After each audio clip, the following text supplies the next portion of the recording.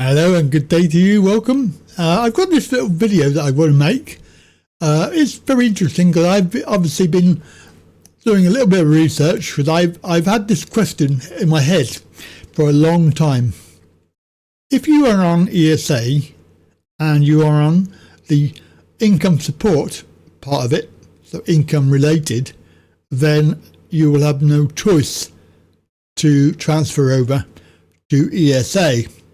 However, my question never was answered was if you're on the contribution based, which means that you pay your NI, national insurance, because maybe you have a job and you're working or whatever, or you're self-employed and you're paying NI, you don't qualify for transfer.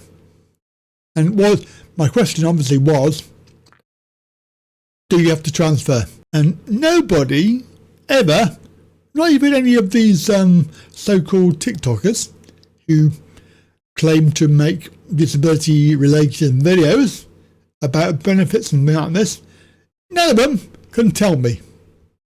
Or maybe they haven't been asked. I don't know. But for me, it's very interesting. I want to know what the answer is. Well, I found out what the answer is. I've also found out some good news as well. Now, it may not be good news as in such of, the fact is that it's not hidden because it is part of UC. However, if you are on ESA, then you could do something called permitted work, which has always been up to 16 hours a week, and you can earn 400 and something pounds a month. Obviously, if you work that out, it's not very much money per hour. But if you're doing maybe 5 or 6 hours a week, an hour a day, or an hour, 5 hours in one day, or whatever, you obviously therapeutically, it could be seen that you're just getting some pocket money. But that money that you earn does not affect any of your ESA or any of your other benefits. That's a fact.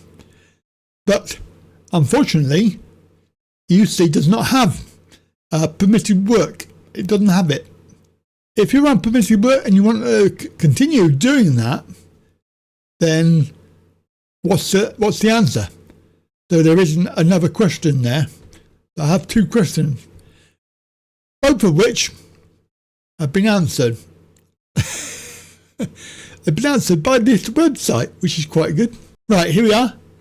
So, the managed migration. Now, obviously, you'll get a letter. It'll come through the post. And in September, they will be doing the final batch of people. So, if you haven't been done already, then you can expect a letter through your door. You are given 3 months to change. If you don't do anything, then your money stops.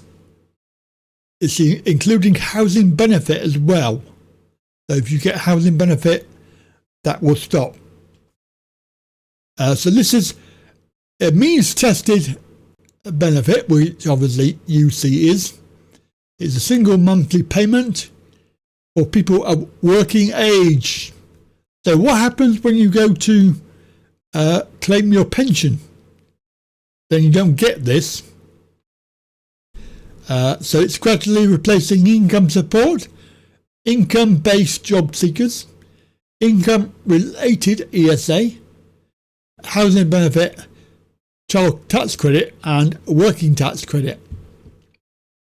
There are benefits that will not be replaced, and this is contributory ESA, or what they call new style, care allowance, PIP, DLA, and the council tax reduction that you get, that you apply for your council. That will be, you'll have to reapply for that when you get UC. Now, it says that this is a managed migration, and you need to make the claim, otherwise your benefits will stop. You can move and voluntary, but you will not get your protection. Now, if you are on CB, which is contribution based, ESA, which is what I was asking the question, and you don't have any other legacy benefit, i.e. housing benefit, you will not be affected by managed migration. So there is the answer to one of my questions. If you receive income related ESA and tax credits, you can expect to be, well, already done this year. If you're on income related ESA only, or you have ESA with HB, then the timetable is shown, and we are currently now looking at September. They're going to put out 83,000 letters every single month, and this is more than twice the number that they sent out in the previous years. The final notices are sent out in September, and everybody should be dealt with by March next year. Now you will know you have a migration letter, because it will tell you on the letter, universal credit migration notice. It will give you the actual date that you need to have it done by, and also it will say the regulation 44. Remember, you have a section 19 item of that, which states that you are entitled to the same amount of money that you're on now. If you do not do so, then everything will stop. When you get your notice, the thing is to do is don't leave it, don't ignore it, but also don't rush. You have 3 months to do it. Now, you obviously should get help. Go to the CAP. They have a telephone line that you can phone. It's free of charge, and they will do a calculation, and they can tell you what you're going to get. Now, don't leave it. Obviously, as they say there, some people leave it 3 months and then rush to the end.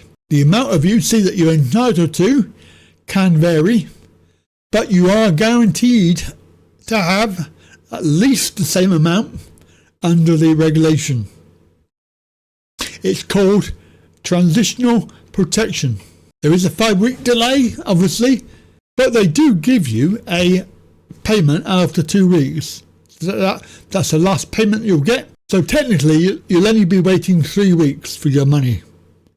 But you do need to have money to be able to survive. And if you're migrating, then if you're in the RAG group, the work-related activity group, you should be aware that the LCW element is not paying you any money.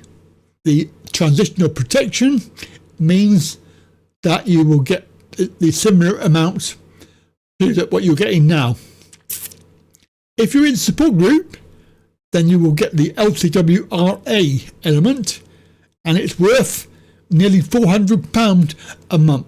So no money for LCW, but you do get money for LCWRA, and that means that you're in a support group.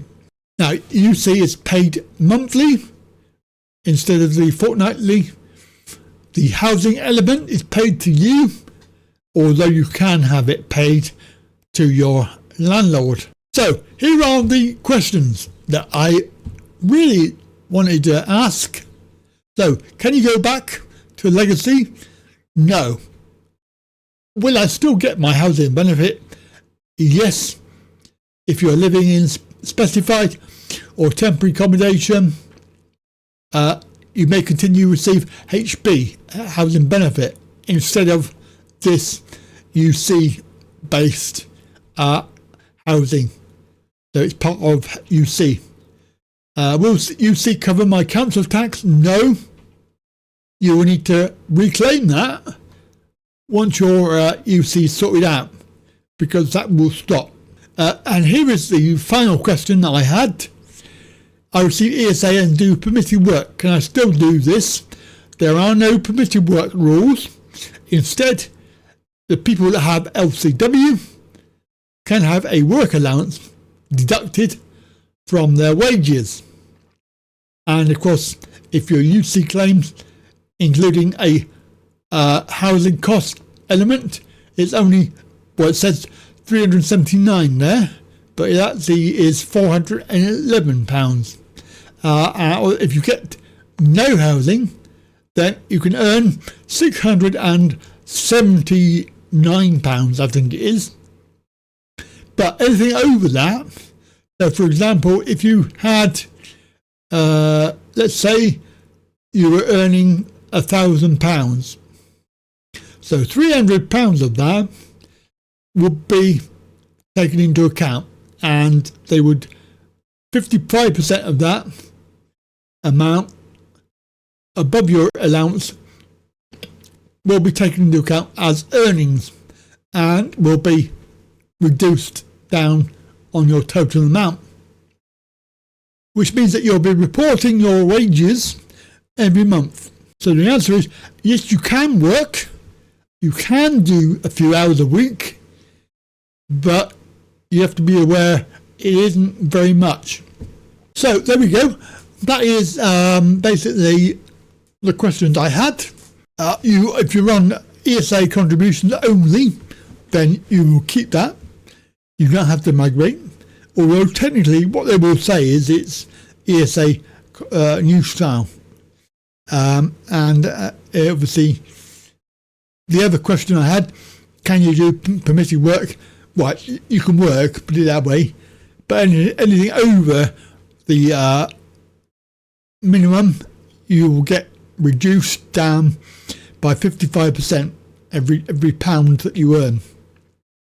So that's the questions I had, and I'm very happy to say that they've been answered. I hope you enjoyed that video. Don't forget, like, share and subscribe, and tell your friends. I'll see you very soon. Bye for now.